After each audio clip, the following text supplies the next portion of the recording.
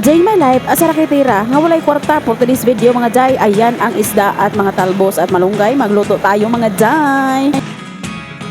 Never really know what's going on.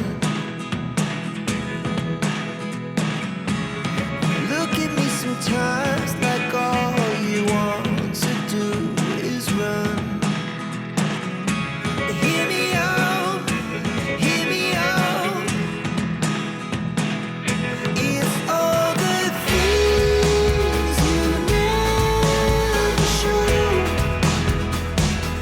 There are Hello guys, welcome back na po sa akong YouTube channel. Ako na po ni si Madeline Archaga, ang inyong higala. So guys, for today's video ay ayan na. Nakikita nyo ba ang nakikita ko? Ayan.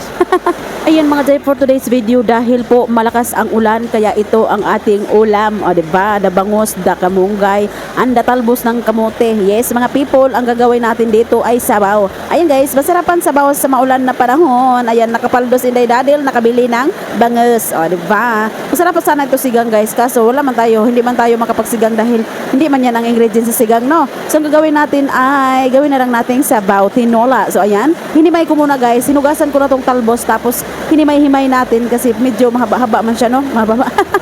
So kaya himayin natin at saka pagkatapos nating himayin ay dito naman tayo sa ating malunggay. O diba mga jay, it's so yummy na sabaw para sa malamig na panahon. So ayan, ihanda na natin ang ating malunggay. Yan, ito na yung ano natin guys. So ilagay natin ang isda. So yung isda natin guys, ang sabawin natin ay 3 piraso lang. Ayan, hiniwa ko na yung bangus natin. Ayan, 3 piraso lang po ang ating lulutuin. Ang iba ay gawin nating paksiw. O diba, paksiw na bangus. Yes, yo. Charing.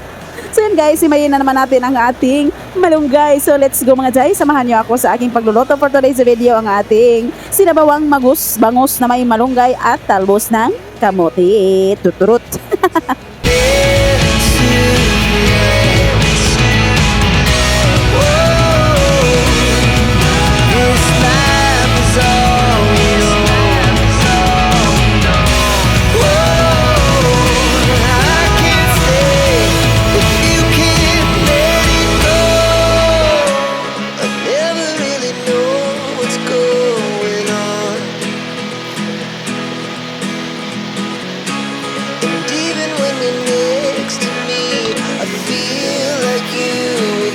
It's all the things you never show. There are the things I want to know. Secrets start in your heart so slow. But if you don't wanna tell me now, I guess I'll never know.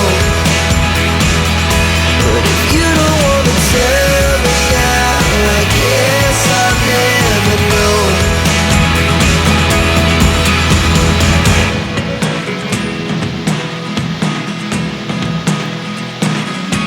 I never really know what's going on.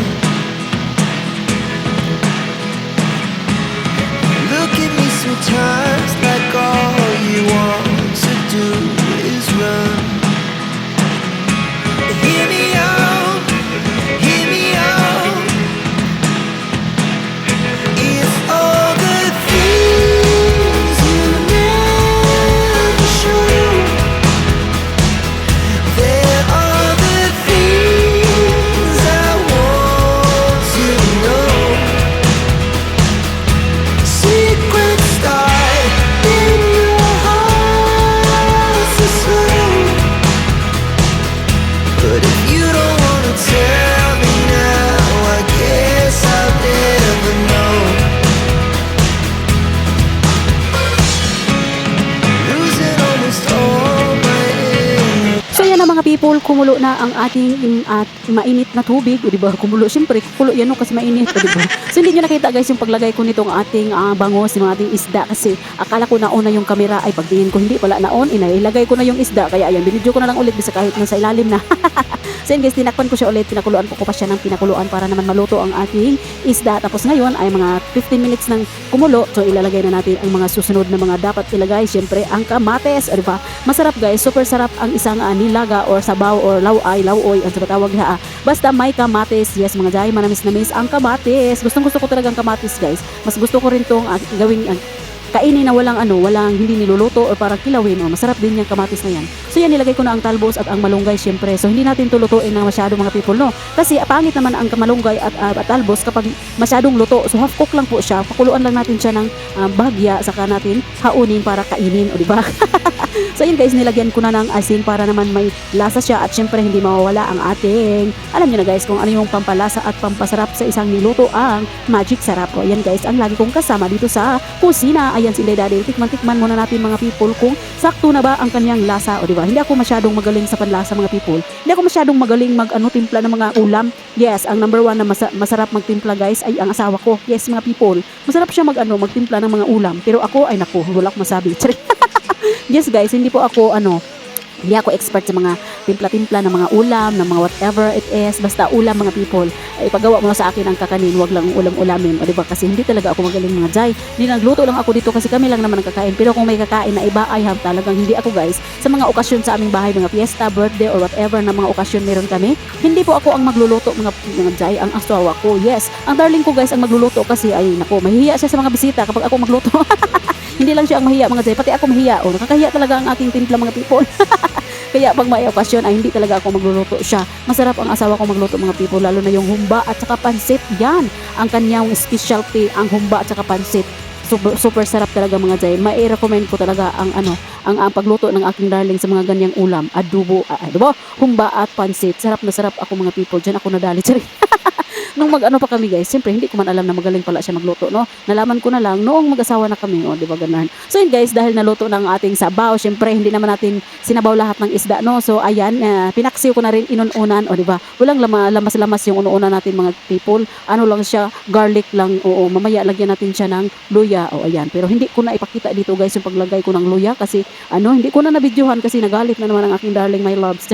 Kasi natatagalan daw ako dahil daw sa pabidyo-bidyo ko, natatagalan ako sa mga ginagawa kong pagluluto or whatever na ginagawa ko kasi ginawan ko ng video. Kaya nagagalit siya, kaya minsan kulang-kulang yung mga video ko kasi nagalit na siya. Kukunin na yung cellphone ko, ay wala na tayong magawa.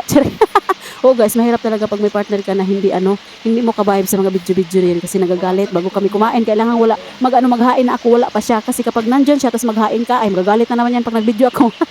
So ayan guys, so nilagyan ko ng suka mga people kasi ang masarap sa paksiw ay suka. Number 1 yan talaga mga people. Minsan naglagay ako ng kalamansi, pero ngayon kasi hindi ako nakakuha ng kalamansi, nandun pa sa ating backyard, di ba? Backyard sana all. So na lang muna ang ilagay natin sa ating paksiw, no? Ang suka na to guys, suka sa niyog. Masarap din to kasi sa niyog. So yun guys, just continue watching hanggang sa maluto ito at ito ating kainin. Ayan, maraming salamat to all solid team na laging nandyan sa akin nagsuporta. Maraming thank you and God bless po sa inyo.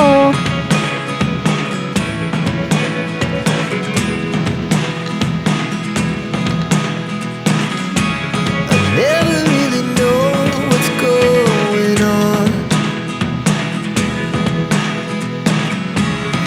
Look at me sometimes like all you want to do is run. Hear me out, hear me out. It's all the things you never show. There are the things I want to know. Secrets start in your heart so slow. But if you don't wanna tell me now, I guess I'll never know. Losing almost all my energy. It's getting hard to talk to you and I'm So ayan na guys, kain na tayo. Ayan ang ating ulam. Ayan na guys ang ating sinabaw. Diba? Sinabaw. Ayan guys, so let's eat now. Kain na tayo mga people.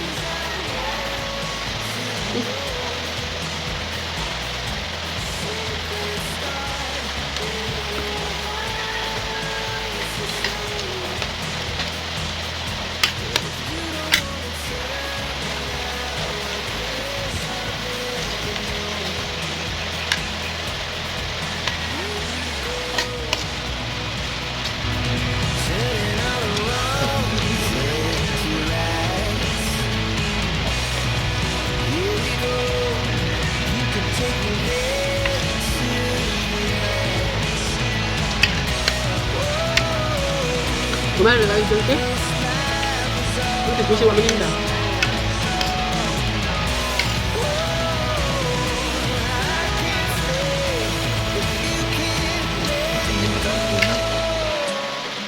Laki po na, ulangan to. Hindi na po lumulot. Hindi sabihin mo, malangal yung pambayad. Hindi tayo walang pagpunta. Dati po yung ganito na parang.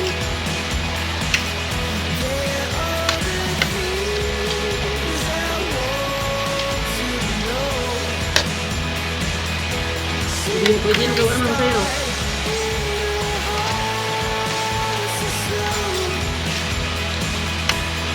Sige ba, ma?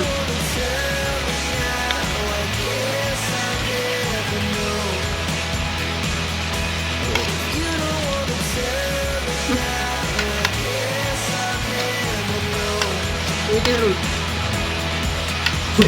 Ano na? Muna?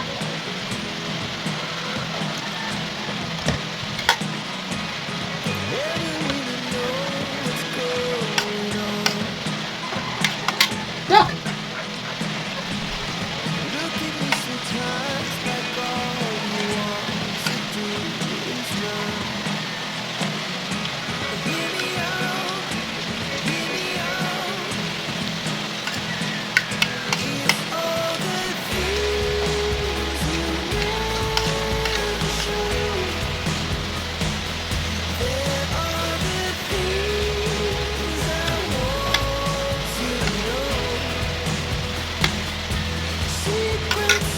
That's all for today's video and thank you for watching. Don't forget to like, subscribe, and click the bell button para ma-notify kayo sa mga susunod ko pang video. Bye-bye guys and God bless everyone! Bye mga guys! See you on my next video.